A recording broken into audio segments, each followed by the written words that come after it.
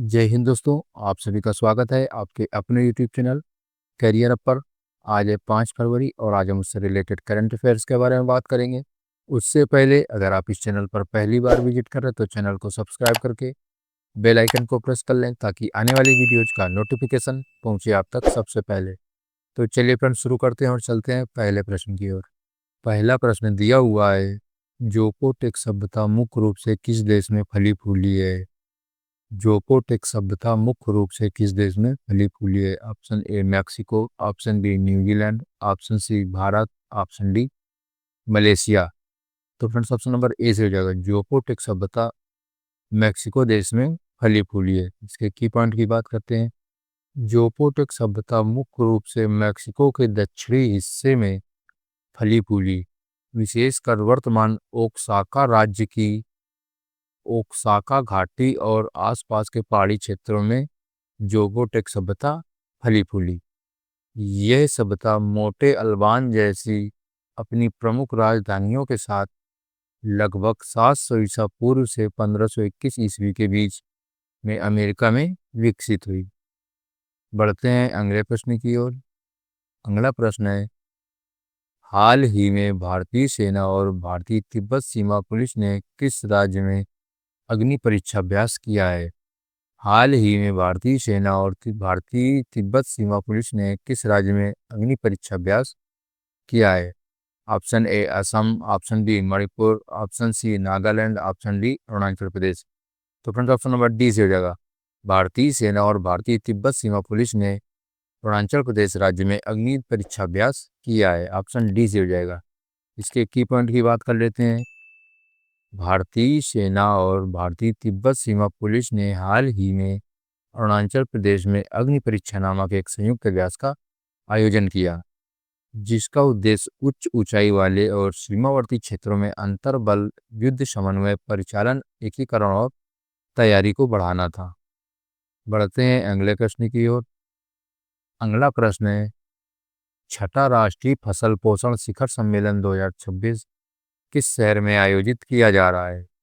छठा राष्ट्रीय फसल पोषण शिखर सम्मेलन 2026 किस शहर में आयोजित किया जा रहा है? Option A New Delhi, option B Hyderabad, option C Mumbai, option D Bengaluru. तो फ्रेंड्स, ऑप्शन सी से हो जाएगा। छठा राष्ट्रीय फसल पोषण शिखर सम्मेलन 2026 मुंबई शहर में आयोजित किया जा रहा है। की पॉइंट की बात कर लेते हैं। भारतीय सूक्ष्म उर्वरक निर्माता संघ द्वारा 5-6 फरवरी 2026 को मुंबई के बांद्रा कुर्ला कॉम्प्लेक्स स्थित राष्ट्रीय स्टॉक एक्सचेंज में आयोजित होने वाले छठे राष्ट्रीय फसल पोषण शिखर सम्मेलन और B2B एक्सपो में भारतीय कृषि उपकरण क्षेत्र में विशेष ध्यान दिया जाएगा। बढ़ते हैं अगले प्रश्न की ओर। अगला प्रश्न है, हाल ही में विश्व आर्द्र भूमि दिवस कब मनाया गया है?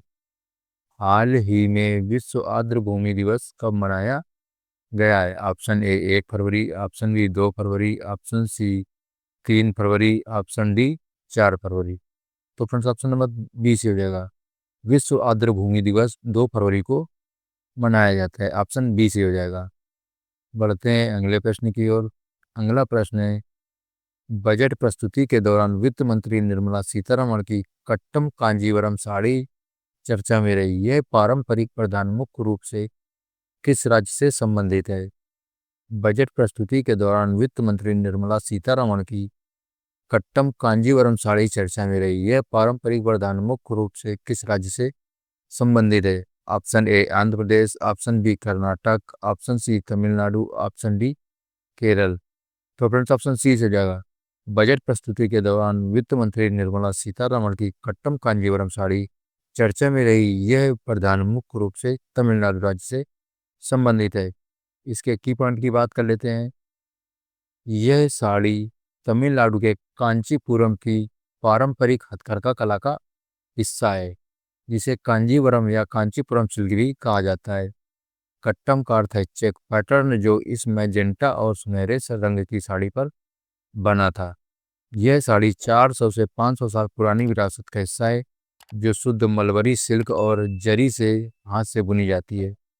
निर्मला सीतारमण ने इस साड़ी के माध्यम से तमिलनाडु की संस्कृति और स्थानीय कारीगरों को सम्मानित किया। बढ़ते हैं अगले प्रश्न की ओर। अगला प्रश्न है, जालंधर स्थित डेरा सचखंड बल्ला के प्रमुख का नाम क्या है, जिन्हें हाल ही में प्रतिष्ठित पद्मश्री पुरस्कार के लिए नामित किया गया। जालंधर स्थित डेरा सचखंड बल्ला के प्रमुख का नाम क्या है, जिन्हें हाल ही में प्रतिष्ठित पद्मश्री पुरस्कार के लिए नामांकित किया गया है। ऑप्शन ए संत निर्मल दास, ऑप्शन बी संत निरंजन दास, ऑप्शन सी संत सुखदेव सिंह, ऑप्शन डी संत करतार सिंह। तो फ्रेंड्स ऑप्शन नंबर बी से हो जाएगा। जालंधर स्थित डेरा सचखंड बल्ला के प्रमुख का नाम संत निरंजन दास है। ऑप्शन बी से हो जाएगा। की पॉइंट की बात कर लेते हैं। जालंधर स्थित प्रसिद्ध डेरा सचखंड बल्ला के प्रमुख संत निरंजन दास हैं, जिन्हें हाल ही में 25 जनवरी 2026 को प्रतिष्ठित पद्मश्री पुरस्कार से सम्मानित किए जाने की घोषणा की गई थी। उन्हें यह सम्मान समाज, शिक्षा और आध्यात्मिक क्षेत्र में उनके 75 वर्षों से अधिक के उल्लेखनीय योगदान के लिए दिया जा रहा है। बढ़ते हैं अगले प्रश्न की ओर। अगला प्रश्न है, हाल ही में सर्वेश रंजन किस बैंक के नए चीफ जनरल मैनेजर बने हैं। हाल ही में सर्वेश रंजन किस बैंक के नए चीफ जनरल मैनेजर बने हैं। Option A IDFC bank, option B union bank of India, option C HDFC bank, option D state bank of India. तो फ्रेंड्स ऑप्शन नंबर बी से हो जाएगा। Sarvesh Ranjan union bank of India के नए chief general manager बने हैं। Option B से हो जाएगा। की पॉइंट की बात कर लेते हैं। सर्वेश रंजन बने यूनियन बैंक ऑफ इंडिया के नए chief general manager. Union bank of India के नेतृत्व स्तर पर एक महत्वपूर्ण बदलाव की घोषणा की है। सर्वेश रंजन को चीफ जनरल मैनेजर के पद पर पदोन्नत किया गया है। बढ़ते हैं अगले प्रश्न की ओर। अगला प्रश्न है, महारत्न कंपनी शेल ने हाल ही में अपने डीजल इंजनों के रखरखाव के लिए किस नवरत्न कंपनी के साथ हाथ मिलाया है। महारत्न कंपनी शेल ने हाल ही में अपने डीजल इंजनों के रखरखाव के लिए किस नवरत्न कंपनी के साथ हाथ मिलाया है। Option A Ircon, option B RITES limited, option C RailTel, option D Concor. तो फ्रेंड्स ऑप्शन नंबर बी से हो जाएगा। महारत्न कंपनी शेल ने हाल ही में अपने डीजल इंजनों के रखरखाव के लिए राइट्स लिमिटेड नवरत्न कंपनी के साथ हाथ मिलाया है। ऑप्शन बी से हो जाएगा। की पॉइंट की बात कर लेते हैं। Maharatna company steel authority of India limited ने अपने स्टील प्लांट्स और खदानों में डीजल इंजनों के रखरखाव, लीजिंग और परिचालन क्षमता बढ़ाने के लिए नवरत्न राइट्स लिमिटेड के साथ समझौता ज्ञापन पर हस्ताक्षर किए हैं। यह साझेदारी रेल लॉजिस्टिक्स को सुदृढ़ करने के लिए है। बढ़ते हैं अगले प्रश्न की ओर। अगला प्रश्न है, कृषि क्षेत्र में आधुनिक तकनीकों को बढ़ावा देने हेतु बजट 2026 में घोषित AI आधारित टूल का नाम क्या है। कृषि क्षेत्र में आधुनिक तकनीकों को बढ़ावा देने हेतु बजट 2026 में घोषित AI आधारित टूल का नाम क्या है। ऑप्शन ए किसान मित्र, ऑप्शन बी एग्रो दृष्टि, ऑप्शन सी भारत विस्तार, ऑप्शन डी डिजिटल खेती। तो फ्रेंड्स ऑप्शन सी हो जाएगा। कृषि क्षेत्र में आधुनिक तकनीकों को बढ़ावा देने हेतु बजट 2026 में घोषित AI टूल का नाम भारत विस्तार है। ऑप्शन सी से हो जाएगा। इसके की पॉइंट की बात कर लेते हैं। भारत विस्तार AI टूल से सशक्त होंगे अन्नदाता, विकसित भारत की परिकल्पना को धरातल पर उतारने वाले केंद्रीय बजट 2026-27 में कृषि क्षेत्र के लिए एक क्रांतिकारी पहल की गई है। सरकार द्वारा भारत विस्तार नामक एक बहुभाषी AI टूल लॉन्च किया जाएगा, जो हमारे किसानों को सीधे आधुनिक तकनीकी से जोड़ेगा। बढ़ते हैं अगले प्रश्न की ओर। अगला प्रश्न है, हाल ही में किसने 68वें ग्रैमी अवार्ड्स में अपना पहला ग्रैमी अवार्ड जीता है। हाल ही में किसने 68वें ग्रैमी अवार्ड्स में अपना पहला ग्रैमी अवार्ड जीता है। Option A Dalai Lama, option B Ratan Tata, option C Toby Kiers, option D Pope Francis. तो फ्रेंड्स ऑप्शन ए से हो जाएगा। दलाई लामा ने 68वें ग्रैमी अवार्ड्स में अपना पहला ग्रैमी अवार्ड जीता है। की पॉइंट की बात कर लेते हैं। तिब्बती बौद्ध धर्म के शीर्ष धर्म गुरु दलाई लामा ने अपना पहला ग्रैमी अवार्ड जीत लिया है। 68वें वार्षिक ग्रैमी पुरस्कार समारोह में दलाई लामा ने अपने एल्बम के लिए बेस्ट ऑडियो बुक, निर्देशन और स्टोरी टेलिंग रिकॉर्डिंग के लिए यह अवार्ड जीता है। बढ़ते हैं अगले प्रश्न की ओर। अगला प्रश्न है, भारत के chief of defence staff general Anil Chauhan ने हाल ही में किस देश के साथ रक्षा संबंधों को मजबूत करने के लिए वहां का दौरा किया? भारत के chief of defence staff general Anil Chauhan ने हाल ही में किस देश के साथ रक्षा संबंधों को मजबूत करने के लिए वहां का दौरा किया? Option A France, option B Armenia, option C Israel, option D Japan. तो फ्रेंड्स ऑप्शन नंबर बी से हो जाएगा।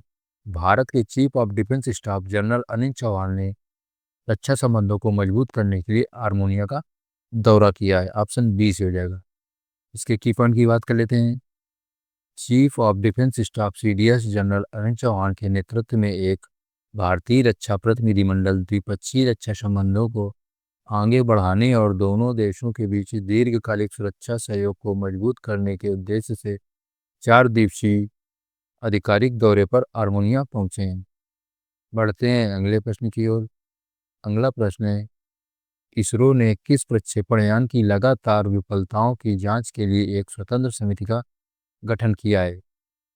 इसरो ने किस प्रक्षेपण यान की लगातार विफलताओं की जांच के लिए एक स्वतंत्र समिति का गठन किया है?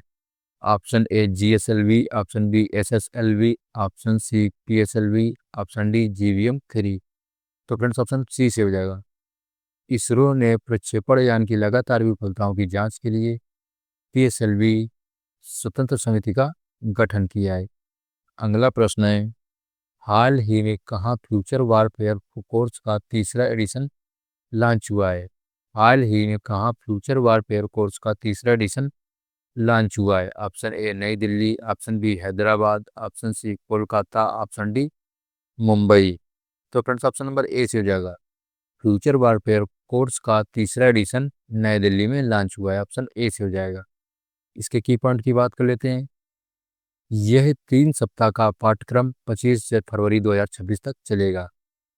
इसे हेडक्वार्टर्स इंटीग्रेटेड डिफेंस स्टाफ के तत्वावधान में centre of joint warfare studies के सहयोग से आयोजित किया जा रहा है। इसका उद्देश्य अधिकारियों को आधुनिक और उभरती प्रौद्योगिकियों के प्रभाव को समझने के लिए प्रशिक्षित करना है। इसमें थल सेना, नौसेना और वायुसेना के अधिकारियों, मेजर से मेजर जनरल रैंक तक के साथ साथ रक्षा उद्योग, स्टार्टअप्स, MSME और DPSU के प्रतिनिधि भी शामिल हैं। बढ़ते हैं अगले प्रश्न की ओर। अगला प्रश्न है, नए भारत अमेरिका व्यापार समझौते के तहत भारतीय सामानों पर आयात शुल्क 25% से घटाकर कितना कर दिया गया है? नए भारत अमेरिका व्यापार समझौते के तहत भारतीय सामानों पर आयात शुल्क 25 से घटाकर कितना कर दिया गया है? Option A 15%, option B 20%, option C 18%, option D 12%। तो फिर से ऑप्शन सी से हो जाएगा। नए भारत अमेरिका व्यापार समझौते के तहत भारतीय सामानों पर आयात शुल्क 25% से घटाकर 18% कर दिया गया है। ऑप्शन सी से हो जाएगा। इसके की पॉइंट की बात कर लेते हैं। अमेरिकी राष्ट्रपति डोनाल्ड ट्रंप ने सोमवार को घोषणा की कि वह भारत और अमेरिका एक व्यापार समझौते पर सहमत हो गए हैं, जिसके तहत वाशिंगटन भारतीय वस्तुओं पर पारस्परिक शुल्क को मौजूदा 25% से घटाकर 18% कर देगा। बढ़ते हैं अगले प्रश्न की ओर। अगला प्रश्न है, एशियाई राइफल और पिस्टल शूटिंग चैंपियनशिप 2026 की मेजबानी किस शहर में की जा रही है?